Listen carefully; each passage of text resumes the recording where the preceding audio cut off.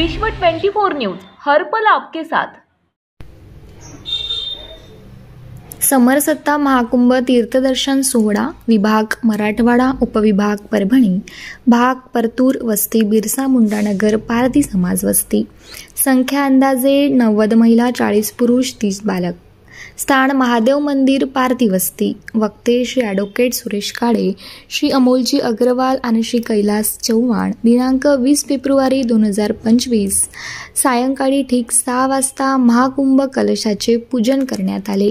या कार्यक्रमास ॲडव्होकेट सुरेश काळे यांनी अनमोल असे आयोजित केलेल्या समरसत्ता कुंभाचे महत्त्व जमलेल्या मंडळींना सांगितले। श्री अमोल अग्रवाल यांनी महाकुंभाचे महत्त्व समजावून सांगितले। या उपक्रमात प्रगतशील समाजातील जोडप्यांनी कलशाचे पूजन केले। पूजनाचा कार्यक्रम संपन्न झाल्यानंतर सगळ्यांना फळ प्रसादाची व्यवस्था करण्यात आली होती। अनमोलचे परभणी उपविभागीय प्रमुख श्री अतुलजी गाडे यांनी अनमोल परिचय आणि समरसत्ता महाकुंभ तीर्थदर्शन कलशाचा उद्देश सांगितला। या कार्यक्रम यशस्वी करण्यासाठी पारधी समाजाचे श्री राम महाराज काळे यांनी नियोजन केले। या कार्यक्रमास प्रमुख उपस्थिती सोपान जैद कृष्णा सोगाते राहुल माने हे होते। यावेळी अनमोलचे परभणी उपविभागीय प्रमुख अतुलजी गाडे परतूर विभाग जनसेवक सचिन काटे यांच्यासह आदिवासी पारधी वस्ती येथील सर्व समाज हजर होते। यावेळी पुरोहित विष्णुपंत नंद यांनी महाकुंभाची पूजा व्यवस्थित करून घेतली। यावेळी कलश पूजनाचे यजमान श्री शेषराव चव्हाण संतोष काळे नरसिंह चव्हाण रामा काळे मालू काळे सुरेश चव्हाण राधा काळे यशवंत चव्हाण शेषराव पवार यांच्यासह समाजातील सर्व माता बहिणी व बालगोपाल व नागरिक हजर होते। शेवटी महाप्रसाद घेऊन कार्यक्रमाची सांगता करण्यात आली। प्रतिनिधी ॲडव्होकेट सुरेश काळे।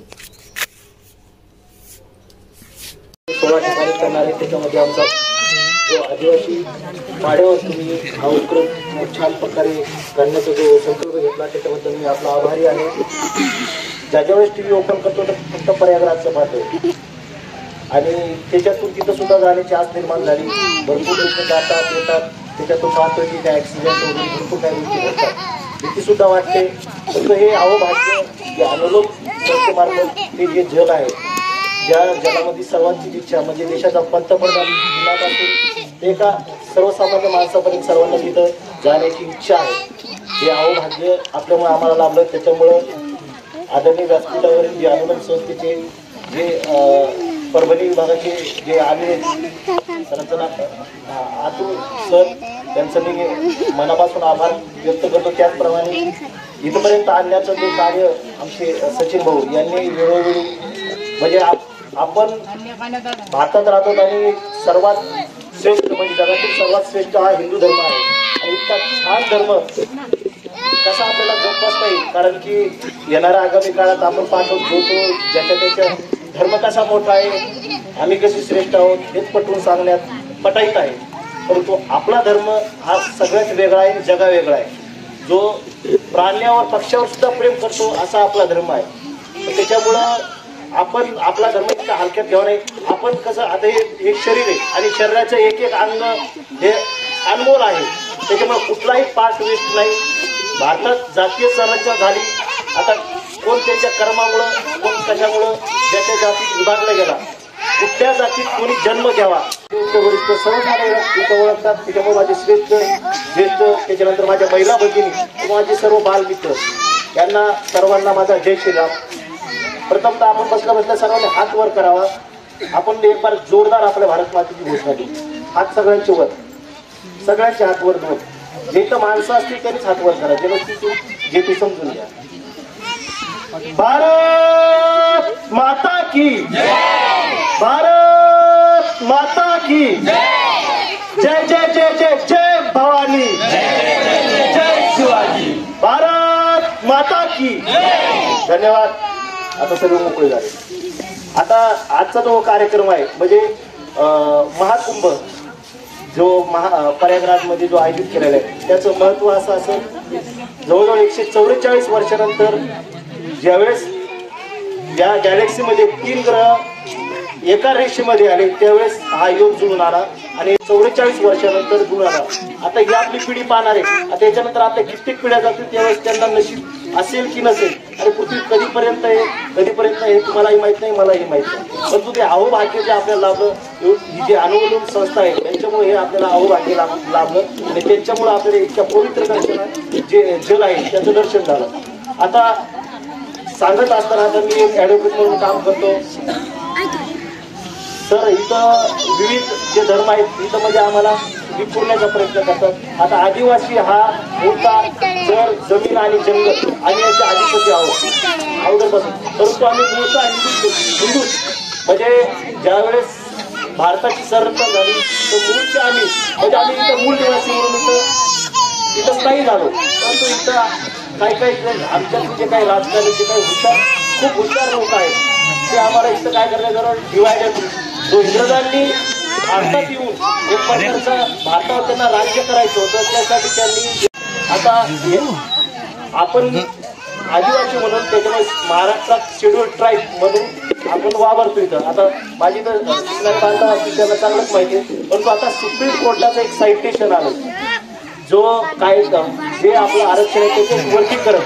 त्याच्यामुळं वर्गीकरणाचा अर्थ काय त्याच्या आजच्या कार्यक्रमात निमित्त मी तुम्हाला थोडं समजून सांगितलं. जे इतर धर्म मानत आहेत किंवा इतर धर्मात जाण्याचा प्रयत्न करत आहेत त्यांच्यासाठी. कारण की आता तुम्हाला आरक्षण जर तुम्ही इतर धर्मात जर जात असाल तर तुम्हाला तुमचं मूळचं आरक्षण सोडलं पडेल असं सुप्रीम कोर्ट सांगते. मी नाही सांगत, सुप्रीम कोर्ट सांगते. कारण की इतकी चांगली संस्कृती इतकं सर्व गोष्टी चांगल्या असताना सुद्धा आपण जर आपला धर्म जोपासत सोडत असू याच्यापेक्षा दुर्दैव तरी आपला कुठलं नाही. कारण की सर्वांनी एकत्र राहणं खूप गरजेचं आहे. आजकाल तर एकत्र राहणं खूप गरजेचं आहे. जोपर्यंत सर्व एक म्हणजे हे 5 बोटं एकत्र आले की मुठ्ठी तयार होती आणि मुठ्ठी एकत्र येण्यामध्ये ताकद निर्माण होणं. त्याच्यामुळे आपण असे विखुरून जाऊ तर आपण काय एक वाटतं जाऊ आणि आपली ताकद कमी होईल. त्याच्यामुळे आजचा काळ हा थोडा जरा वेगळा आहे, वेगळ्या प्रकारचा आहे. जो तो ज्याचं वर्चस्व सांगत आहे. आता इतर धर्म बघा, इतर धर्मामध्ये कसं त्यांचं पटवून सांगतायत ते कसं म्हणजे आपल्या हिंदूमध्ये त्यावेळेस संरचना झाली 7,678 अशा काहीतरी जाती आणि जवळजवळ 12 ते 13 धर्म या भारतात काम करतात. परंतु त्या सर्व भारताला एकत्र काम करणे एकत्र आणि एकमत आणि एक सोबत ठेवण्याचं काम हे संविधान करते.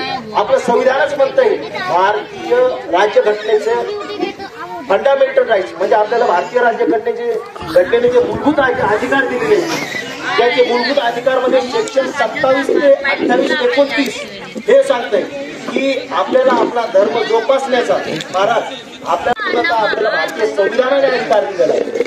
मी नाही सांगते, भारतीय संविधान सांगते हा आपल्याला भारतीय संविधानाने अधिकार दिलेला आहे. त्याच्यामुळे आता मी हिंदू किंवा आणखी कोणतरी इतर जाती समाजाचा कुठल्या धर्माचा असेल मला भारतीय संविधान हे सांगत नाही की मी माझा धर्म त्याच्यावर लादावा हे सांगत नाही. हा मला माझ्या धर्माचा प्रचार हे संविधान सांगते मला माझा राईट आहे. आणि आता मी जे बोलतोय आर्टिकल 19 अभिव्यक्ती व्हायचं स्वातंत्र्य हे भारतीय संविधानात येतं. मी आता तुम्हाला जे काय बोलतोय ते काय सांगतोय ते अभिव्यक्तीचं स्वातंत्र्य हे सुद्धा मला त्याच संविधानात दिलेलं आहे. त्याच्यामुळं आजचं हे अहोभाग्य अनुलोम संस्थेमुळं आपल्याला भेटलं. सगळ्यांनी एकत्र हे सुद्धा लाभ भेटले.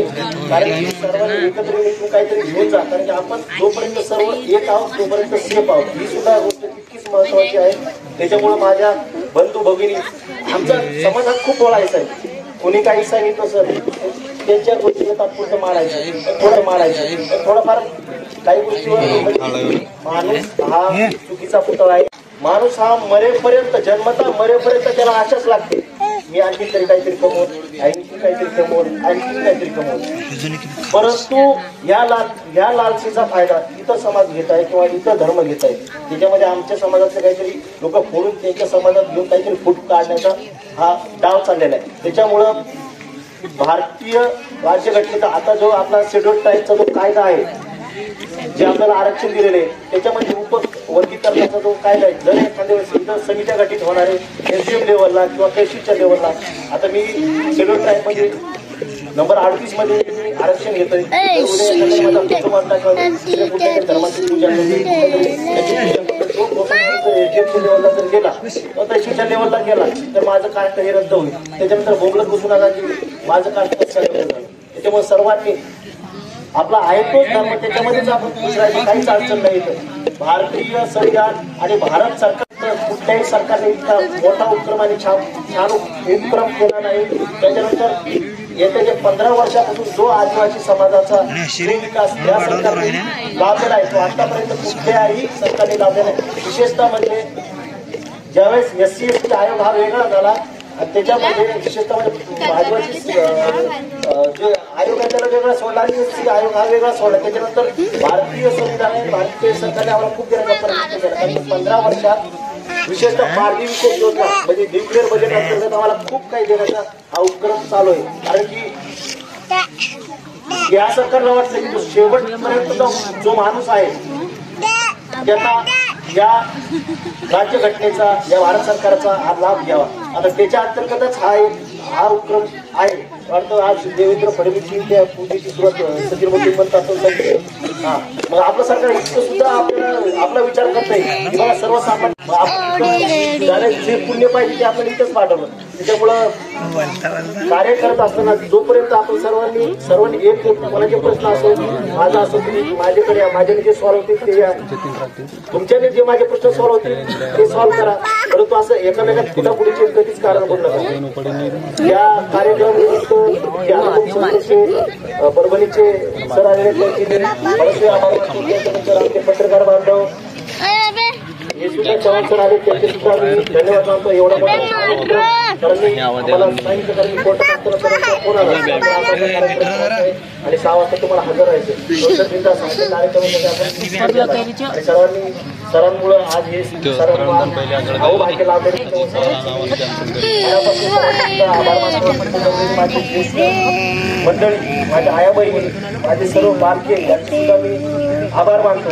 व आजचा कार्यक्रम इथंच संपुष्टात आला असं मी जाहीर करतो. धन्यवाद. वकील साहेबांनी आता आपल्या सर्वांना मोलाचं मार्गदर्शन केलं. आता समाजासाठी वकील साहेब ज्यावेळेस तिथं आले तेव्हापासून त्यांची समाजासाठी धडपड असते. तर कधी सगळ्यांनी एकत्र येऊन जर का आपण काही ठरवलं तर समाजासाठी खूप काही आपण कार्य करू शकतो आणि त्याच्यातून स्वतःची आपण प्रगती करू शकतो. तर या आजच्या जलपूजन कार्यक्रमाला आपल्याला प्रमुख गुरु लाभले होते. धन्यगुरु परतुर्की साहेब रामगल्लीत राहतात त्यांचं मी आभार मानतो.